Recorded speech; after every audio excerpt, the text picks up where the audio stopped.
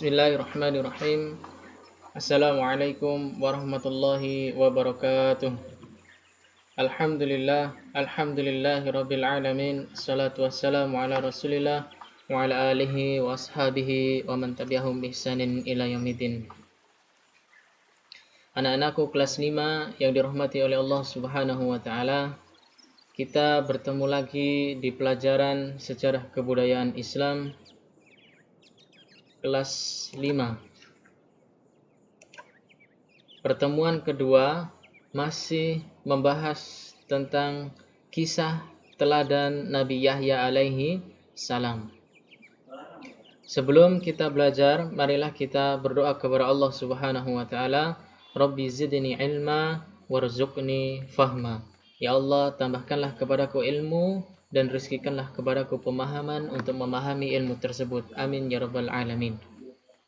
Anak-anakku kelas 5 yang dirahmati oleh Allah Subhanahu wa taala.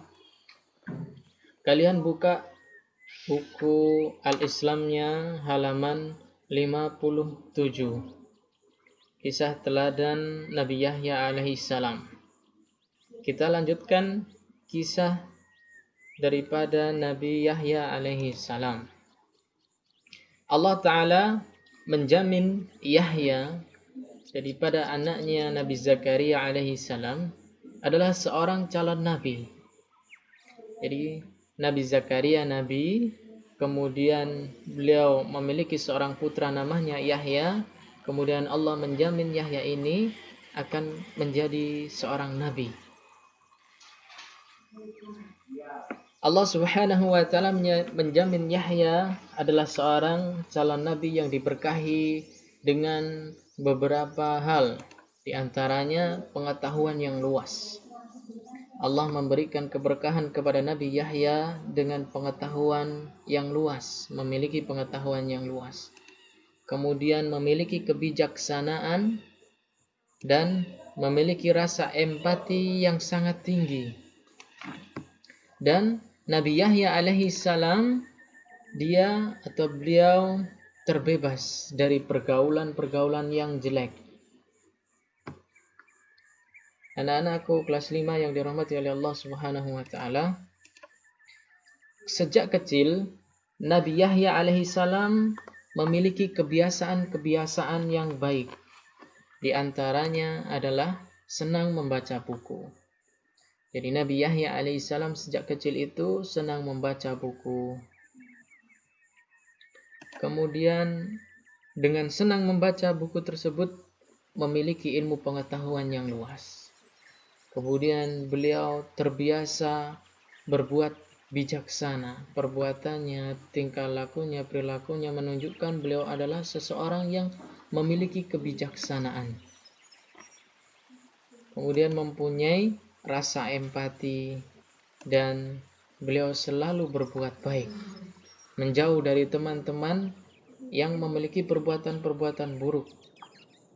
Bahkan anak-anak seumuran Nabi Yahya alaihissalam, mereka senang menjadikan binatang sebagai mainan. Bahkan mereka anak-anak seumuran Nabi Yahya menyiksa binatang tersebut, dijadikan permainan dan disiksa sampai binatang tersebut mati. Akan tetapi beda dengan Nabi Yahya alaihissalam. Beliau selalu berbuat baik, bahkan kepada hewan. Nabi Yahya alaihissalam selalu membagikan jatah makannya ke binatang yang ada di sekitarnya. Ketika Nabi Yahya makan, kemudian mungkin ada semut, atau mungkin ada kucing, atau ada hewan di sekitarnya, maka makanan yang dimakan oleh Nabi Yahya alaihissalam tidak dimakan semuanya, akan tetapi sebagian dikasihkan kepada hewan tersebut. Inilah salah satu kebaikan yang dilakukan oleh Nabi Yahya alaihissalam. Senantiasa berbeda dengan teman-teman yang lainnya yang seumuran dengan Nabi Yahya alaihissalam. Anak-anakku kelas 5 yang dirahmati oleh Allah Subhanahu wa taala, ketentraman Nabi Yahya alaihissalam. Nabi Yahya alaihissalam mendapatkan suatu ketentraman di antara ketika beliau berada di tempat-tempat tertentu, beliau mendapatkan suatu ketentraman. Di mana saja Nabi Yahya mendapatkan ketentraman tersebut, di antaranya gua. Ketika Nabi Yahya pergi ke gua, bermunajat kepada Allah, berzikir kepada Allah, maka hatinya akan semakin tentram. Kemudian yang sering dikunjungi oleh Nabi Yahya alaihissalam adalah hutan. Pergi ke hutan, di sana tempatnya tenang, di sana memuji Allah, memuji kebesaran Allah karena telah menciptakan hutan, menciptakan gua, menciptakan gunung dan sebagainya. Kemudian tempat yang lainnya adalah gunung. Beliau ke gunung memuji kebesaran Allah karena telah menciptakan gunung. Kemudian di sana bermunajat, berzikir, senantiasa berzikir kepada Allah Subhanahu wa ta'ala. Suatu ketika Nabi Yahya alaihissalam masuk ke dalam gua, dan ketika bertemu seekor binatang buas, akan tetapi Nabi Yahya alaihissalam tidak takut ataupun berlari menjauh daripada binatang tersebut, akan tetapi justru memberinya makan, memberinya bekal makanan yang dibawa, bukan berlari karena takut terhadap binatang buas tersebut, akan tetapi Nabi Yahya malah menghampiri binatang buas tersebut dan memberikan makanannya kepada binatang buas tersebut. Anak-anakku kelas 5 yang dirahmati oleh Allah Subhanahu wa ta'ala, Nabi Yahya alaihissalam memperhatikan makanan untuk jiwanya. Ini bukan makanan untuk badannya, akan tetapi Nabi Yahya lebih memperhatikan makanan untuk jiwanya. Dengan cara apa? Memberikan makan kepada jiwanya, kepada ruhnya, kepada batinnya. Nabi Yahya alaihissalam memberikan makanan kepada jiwanya dengan membaca kitab, membaca buku, membaca kitab, kemudian berzikir kepada Allah, bertasbih, mensyukuri nikmat yang diberikan oleh Allah kepadanya, dan senantiasa bermunajat kepada Allah Subhanahu wa ta'ala, memohon kepada Allah, berdoa kepada Allah Subhanahu wa ta'ala. Allah Subhanahu wa ta'ala membimbing Nabi Yahya alaihissalam untuk membaca kitab. Allah berfirman dalam Al-Quran surat Maryam ayat 12-13 yang artinya, "Hai Yahya, ambillah Alkitab itu dengan sungguh-sungguh, dan kami berikan kepadanya hikmah selagi ia masih kanak-kanak, dan rasa belas kasihan yang mendalam dari sisi kami dan kesucian dari dosa, dan ia adalah seseorang yang bertakwa."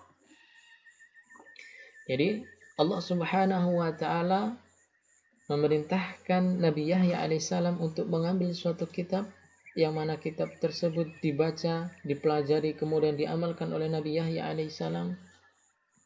Dan Allah memberikan hikmah yang banyak ketika dia masih berumur anak-anak, masih kecil. Dan Allah tanamkan di dada Nabi Yahya alaihissalam rasa belas kasihan yang mendalam. Dan beliau, Nabi Yahya alaihissalam, diberikan kesucian oleh Allah Subhanahu wa ta'ala, kesucian dari dosa. Dan Nabi Yahya termasuk orang-orang yang bertakwa kepada Allah Subhanahu wa ta'ala. Pengetahuan agama yang dimiliki oleh Nabi Yahya alaihissalam membuatnya terkenal di seluruh pelosok negeri, sehingga Nabi Yahya alaihissalam menjadi narasumber untuk setiap persoalan yang ada, terutama persoalan hukum dan sosial. Suatu ketika Nabi Yahya pernah menghadapi suatu persoalan yang rumit. Ini ada seorang raja yang ingin menikahi saudaranya sendiri. Kemudian Nabi Yahya alaihissalam menyatakan kepada raja tersebut bahwa pernikahan dengan saudaranya sendiri tidak diperbolehkan oleh aturan agama. Hal ini membuat sang raja marah. Sang raja akhirnya memerintahkan pasukan agar membunuh Nabi Yahya alaihissalam. Tetapi Allah selamatkan Nabi Yahya alaihissalam. Semoga di pertemuan ini Allah memberikan kita kemudahan untuk memahami pelajaran hari ini, dan mungkin sampai sini pembahasan atau pertemuan kedua ini. Kita tutup dengan doa kafaratul majlis. Subhanakallahumma wa bihamdika asyhadu an la ilaha illa anta astaghfiruka wa atubu ilaik. Wassalamualaikum warahmatullahi wabarakatuh.